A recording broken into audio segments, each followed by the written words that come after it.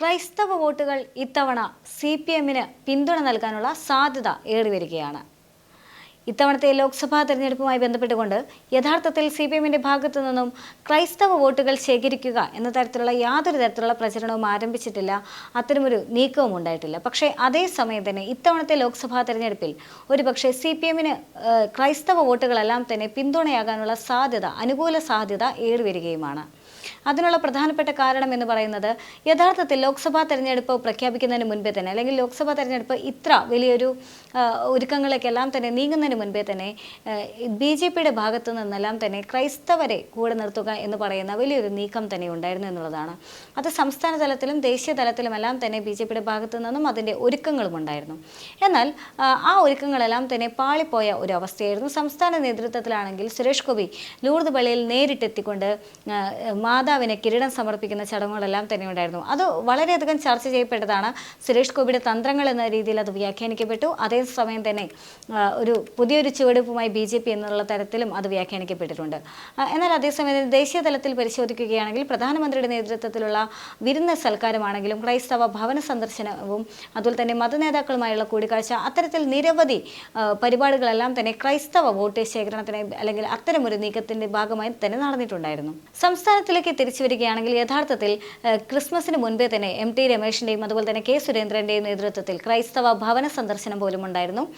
ക്രൈസ്തവ മതമേലധ്യക്ഷന്മാരെ തന്നെ നേരിട്ട് ചെന്ന് കാണുകയും അവരുമായി ഒരു കൂടിക്കാഴ്ച സംഘടിപ്പിക്കുകയും വിരുന്ന് സൽക്കാരങ്ങളും അത്തരത്തിലുള്ള ഒരുപാട് നീക്കങ്ങളെല്ലാം തന്നെ BJPയുടെ സംസ്ഥാന നേതൃത്വത്തിന്റെ ഭാഗത്തു നിന്നും ഉണ്ടായിരുന്നു. ഇനി അതെല്ലാം തന്നെ മാറ്റി നിർത്തുകയാണെങ്കിൽ കേരള പദയാത്ര, അതായത് BJPയുടെ ഇലക്ഷൻ പ്രചരണ യാത്രയായ കേരള പദയാത്രയുടെ ഭാഗമായിട്ടും മതമേലധ്യക്ഷന്മാരെ നേരിട്ട് കാണുന്ന അല്ലെങ്കിൽ വിദഗ്ധന്മാരെ നേരിട്ട് കാണുന്ന അത്തരമൊരു നീക്കമെല്ലാം തന്നെ BJPയുടെ ഭാഗത്തു നിന്നുണ്ടായിരുന്നു. അതായത് സാമുദായികമായ ഒരു വോട്ട് ശേഖരണത്തിന്, ഒരു വോട്ടിന്റെ ധ്രുവീകരണത്തിന് യഥാർത്ഥത്തിൽ BJP ശ്രമിച്ചിട്ടുണ്ടായിരുന്നു എന്നുള്ളത് തന്നെയാണ് യാഥാർത്ഥ്യം. എന്നാൽ അതിനെല്ലാം ശേഷം ഇത്തരത്തിലുള്ള നീക്കങ്ങളെല്ലാം തന്നെ മൊത്തത്തിൽ പാളിപ്പോകുന്ന ഒരു അവസ്ഥയിലായിരുന്നു. ദീപികയിൽ വന്ന ചില ലേഖനങ്ങളും അതുപോലെ തന്നെ എഡിറ്റോറിയലെല്ലാം തന്നെ BJPയുടെ എല്ലാ അവകാശവാദങ്ങളെയും പൊളിച്ചുകൊണ്ട് തങ്ങൾക്ക് മണിപ്പൂർ പോലും മറക്കാനായിട്ട് സാധിക്കുന്നില്ല. ഓരോ വർഷം കഴിയും തോറും തങ്ങൾക്ക് ഇടയിലുള്ള അല്ലെങ്കിൽ തങ്ങളോടുള്ള വിവേചനം കൂടിക്കൂടി വരികയാണ് എന്ന് തുടങ്ങിയ ഒരുപാട് പഠനങ്ങളും ഒരുപാട് സ്റ്റാറ്റിസ്റ്റിക്സുകളെല്ലാം തന്നെ ദീപിക പുറത്തുവിട്ടിട്ടുണ്ടായിരുന്നു.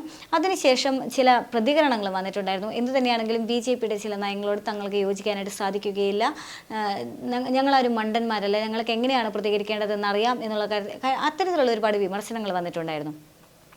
അതേസമയം തന്നെയാണ് അതിന് സമാന്തരമായിട്ട് കേരളത്തിൽ ഇത്തരമൊരു അത്താഴ വിരുന്ന് അല്ലെങ്കിൽ വിരുന്ന സൽക്കാരം എല്ലാം തന്നെ നടന്ന സാഹചര്യത്തിൽ സജി ചെറിയാൻ ക്രൈസ്തവ സഭയ്ക്കെതിരെ രംഗത്ത് വന്നിട്ടുണ്ടായിരുന്നു. വീഞ്ഞ്, കേക്ക് തുടങ്ങിയ പരാമർശമെല്ലാം നടത്തിയിട്ടുണ്ടായിരുന്നു. വലിയ തരത്തിലുള്ള വിവാദമാവുകയാണ് ചെയ്തത്. മാത്രമല്ല ആ സാഹചര്യത്തിൽ ബിഷപ്പുമാർ പറഞ്ഞിട്ടുണ്ടായിരുന്നത് ഞങ്ങൾക്കറിയാം എപ്പോഴെല്ലാം എങ്ങനെയെല്ലാം ആരോടെല്ലാം പ്രതികരിക്കണമെന്ന് ഞങ്ങൾക്കറിയാമെന്നായിരുന്നു പറഞ്ഞിട്ടുണ്ടായിരുന്നത്. എന്നാൽ അതിനെല്ലാം തന്നെ വിരുദ്ധമായിക്കൊണ്ടാണ് പിന്നീട് ദീപികയിൽ ആർട്ടിക്കിളും അല്ലെങ്കിൽ അത്തരത്തിലുള്ള ഒരു വാർത്തയെല്ലാം തന്നെ വന്നിട്ടുണ്ടായിരുന്നു എന്നുള്ളതാണ് ഏറെ ആശങ്കപ്പെടുത്തുന്ന ഒന്ന് തന്നെ, യഥാർത്ഥത്തിൽ BJP ആശങ്കപ്പെടുത്തുന്ന ഒന്ന് തന്നെയായിരുന്നത്. എന്നാൽ അതിനെല്ലാം ശേഷം ഇപ്പോൾ ലോക്സഭാ തെരഞ്ഞെടുപ്പ് കൊടുമ്പിരി കൊണ്ടു നിൽക്കുന്ന സാഹചര്യത്തിലാണ് ഇപ്പോൾ K സുരേന്ദ്രന്റെ ചില നീക്കങ്ങളെല്ലാം തന്നെ പാളിപ്പോകുന്ന ഒരവസ്ഥയിലേക്ക് ചില വാർത്തകൾ വന്നിട്ടുണ്ടായിരുന്നത്. വാർത്ത ഇപ്രകാരമാണ്: സഭയെ ഒപ്പം നിർത്താനായില്ല, BJPയുടെ അടവുകൾ പാളിയെന്നാണ് വാർത്തയിൽ പറയുന്നത്. അതായത് ക്രൈസ്തവ സഭയെ കൂടെ നിർത്താനുള്ള BJPയുടെ ശ്രമങ്ങൾക്ക് തൃശ്ശൂരിൽ പിന്തുണ കിട്ടാത്തതിൽ നേതൃത്വത്തിന് അമർഷം എന്ന് പറഞ്ഞാണ് വാർത്ത തുടങ്ങുന്നത്. സംസ്ഥാന പ്രസിഡന്റ് K സുരേന്ദ്രൻ തന്നെ ഒല്ലൂർ ഫെറോന പള്ളി സന്ദർശിച്ച ചർച്ച നടത്തിയെങ്കിലും ഫലമുണ്ടായില്ല എന്നാണ്. തൃശൂർ അതിരൂപതയിലെ 220 പള്ളികളിൽ നിന്നുള്ള വികാരിമാരും കമ്മിറ്റി ഭാരവാഹികളും ഞായറാഴ്ച തൃശൂർ സെന്റ് തോമസ് കോളേജിൽ സമുദായ ജാഗ്രതാ സമ്മേളനം വിളിച്ച് കേന്ദ്ര സർക്കാരിനെതിരെ പ്രമേയം പാസാക്കിയിരുന്നു. അതായത് കൃത്യമാണ്, സഭയുടെ നീക്കമെല്ലാം തന്നെ കൃത്യമാണ്. ഒരുപക്ഷെ BJPയുടെ പ്രതീക്ഷകളെല്ലാം തന്നെ അസ്ഥാനത്തായി പോയെന്നുള്ളതാണ്. അപ്പോൾ സ്വാഭാവികമായും ഉയർന്നു വരുന്ന ചോദ്യം ഇതാണ്: കേരളത്തിലെ രാഷ്ട്രീയ സാഹചര്യം മാത്രം വിലയിരുത്തി പരിശോധിക്കുകയാണെങ്കിൽ ഇത്തവണത്തെ ലോക്സഭാ തെരഞ്ഞെടുപ്പിൽ ക്രൈസ്തവ വോട്ടുകൾ എന്ന് തന്നെയാണെങ്കിൽ BJPക്ക് അനുകൂലമാകില്ല എന്ന് തന്നെ ഈ വാർത്തയെല്ലാം തന്നെ ചേർത്ത് വായിക്കേണ്ടി വരും. അങ്ങനെയാണെങ്കിൽ ആ വോട്ടുകൾ പിന്നെ ആർക്ക് എന്നുള്ള ചോദ്യം ഉയരുന്ന സാഹചര്യത്തിൽ സ്വാഭാവികമായും ആ വോട്ട് കോൺഗ്രസിന് തന്നെ വരേണ്ടതാണ്. പക്ഷേ ഇത്തവണ ആ കോൺഗ്രസിലും ആ വോട്ടിൽ ഭിന്നിപ്പുണ്ടാകാനുള്ള സാധ്യത ഏറെയാണ്. അതിനുള്ള പ്രധാനപ്പെട്ട കാരണം ഒന്ന് സ്വാഭാവികമായും മണിപ്പൂർ തന്നെയാണ്. കാരണം കോൺഗ്രസിനെ സംബന്ധിച്ചിടത്തോളം ഒരു വലിയ പ്രതിപക്ഷമായിരുന്നു ദേശീയ തലത്തിൽ. എന്നിട്ട് മണിപ്പൂർ പോലുള്ള ഒരു സംഭവം വന്ന സാഹചര്യത്തിൽ കൃത്യമായ നിലപാട് സ്വീകരിച്ചുകൊണ്ട് അവരെ ചേർത്ത് നിർത്താനായിട്ട് കോൺഗ്രസിന് സാധിച്ചില്ല എന്ന് പറയുന്നത് വലിയൊരു കുറവ് തന്നെയാണ്.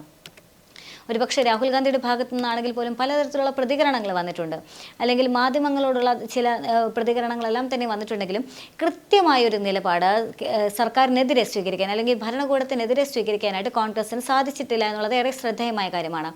അതിന് ഉദാഹരണമായി പറയേണ്ടത് മണിപ്പൂർ തന്നെയാണ്. ഇനി മണിപ്പൂരിനെ മാറ്റി നിർത്തി കഴിഞ്ഞാൽ ഇപ്പോൾ ഇന്ത്യയിൽ നടക്കുന്ന എല്ലാ തരത്തിലുള്ള ഹിന്ദുത്വപരമായിട്ടുള്ള എല്ലാ നീക്കങ്ങളെയും ചെറുത്ത് നിർത്താനോ അല്ലെങ്കിൽ അവയൊന്നും തന്നെ ചെറുക്കാനായിട്ട് കോൺഗ്രസിന് പ്രാപ്തിയില്ല എന്ന് തന്നെയാണ് കോൺഗ്രസ് നിരന്തരമായി തെളിയിച്ചുകൊണ്ടിരിക്കുന്നത്. അയോധ്യ രാമക്ഷേത്രമാണെങ്കിലും ബാബരി മസ്ജിദ് ആണെങ്കിലും ഇത്തരത്തിലുള്ള എല്ലാ വിഷയങ്ങളാണെങ്കിലും കോൺഗ്രസിന്റെ ഈ കഴിവുകേട് തന്നെയാണ് കൃത്യമായി തന്നെ വിളിച്ചത് കൊണ്ടുവരുന്നത്. അതായത് കോൺഗ്രസിന് കൃത്യമായൊരു നിലപാട് സ്വീകരിക്കാനായിട്ട് സാധിക്കുന്നില്ല എന്നുള്ളത് തന്നെയാണ് കൃത്യമായി തന്നെ പുറത്തേക്ക് വരുന്നത് എന്നുള്ളത് തന്നെയാണ്. അതുകൊണ്ട് തന്നെ കോൺഗ്രസിനെ ഇനി വിശ്വസിച്ച് കോൺഗ്രസിന് വോട്ട് ചെയ്തു കഴിഞ്ഞാൽ എന്തായിരിക്കാം സ്ഥിതി എന്നുള്ള കാര്യത്തിൽ സ്വാഭാവികമായും ക്രൈസ്തവർക്ക് ആശങ്കയുണ്ടാകാനുള്ള സാധ്യതയേറെയാണ്.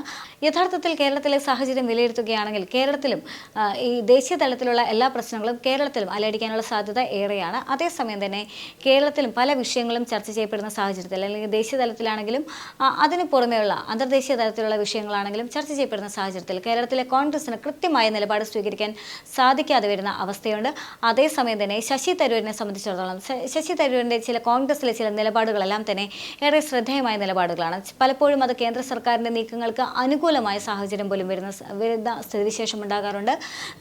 ചില സമയങ്ങളെല്ലാം തന്നെ കോൺഗ്രസിൽ നിന്നെല്ലാം തന്നെ വിഭിന്നമായി കൊണ്ടൊരു നിലപാട് സ്വീകരിക്കുന്ന ഒരു രാഷ്ട്രീയ സാഹചര്യം കൂടിയാണ് കേരളത്തെ സംബന്ധിച്ചിടത്തോളം ഉള്ളത്, അല്ലെങ്കിൽ ശശി തരൂരിനെ സംബന്ധിച്ചിടത്തോളം ഉള്ളത്.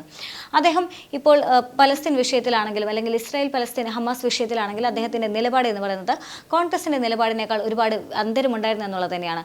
അത്തരത്തിൽ ഒരുപാട് കാര്യങ്ങളിൽ കോൺഗ്രസിനുള്ളിൽ തന്നെ വിഭിന്ന അഭിപ്രായങ്ങളുണ്ട് എന്നുള്ളത് തന്നെയാണ് ഏറ്റവും പ്രധാനപ്പെട്ട ഘടകം. മാത്രമല്ല കൃത്യമായൊരു നിലപാട് സ്വീകരിച്ചുകൊണ്ട് കൃത്യമായൊരു നേതൃത്വ പാടവത്തോടെ മുന്നോട്ട് പോകാനുള്ള ഒരു സാധ്യത യഥാർത്ഥത്തിൽ കോൺഗ്രസിന് കുറയുകയാണ്. അതുകൊണ്ട് തന്നെ കോൺഗ്രസിന്മേലുള്ള വിശ്വാസം യഥാർത്ഥത്തിൽ ന്യൂനപക്ഷങ്ങൾക്ക് കുറയുന്നു എന്നുള്ളൊരു അത്തരമൊരു സാഹചര്യത്തെ പോലും ഇങ്ങനെ വിലയിരുത്താനായിട്ട് സാധിക്കുമെന്നുള്ളത് തന്നെയാണ്. അതേ സാഹചര്യത്തിൽ CPM-നാണെങ്കിൽ ഒരുപക്ഷെ CPM-നെ സംബന്ധിച്ചിടത്തോളം ഏത് വിഷയത്തിലാണെങ്കിലും കൃത്യമായൊരു നിലപാട് സ്വീകരിച്ചുകൊണ്ട് കൃത്യമായ പ്രതിഷേധത്തിലൂടെ കൃത്യമായ തീരുമാനമെടുത്തുകൊണ്ട് മുന്നോട്ട് പോകാനുള്ള സാധ്യത ഏറുകയാണ് എന്നുള്ളതുണ്ട്. അതുകൊണ്ട് തന്നെ ഇത്തവണത്തെ തെരഞ്ഞെടുപ്പ് ഫലം പരിശോധിക്കുകയാണെങ്കിൽ കോൺഗ്രസിന് ഒരുപക്ഷെ ന്യൂനപക്ഷങ്ങളുടെ വോട്ട് കുറയാനുള്ള സാധ്യത ഏറെയാണ്. യഥാർത്ഥത്തിൽ ഇപ്പോൾ കോൺഗ്രസിന്റെ സാധ്യത പട്ടിക പോലും പുറത്തു വരുന്ന സാഹചര്യത്തിൽ ന്യൂനപക്ഷ സമവാക്യങ്ങളൊന്നും തന്നെ പാലിക്കപ്പെടുന്ന തരത്തിലല്ല പട്ടിക വന്നിട്ടുള്ളത് എന്ന് തന്നെ വിലയിരുത്തേണ്ടി വരും.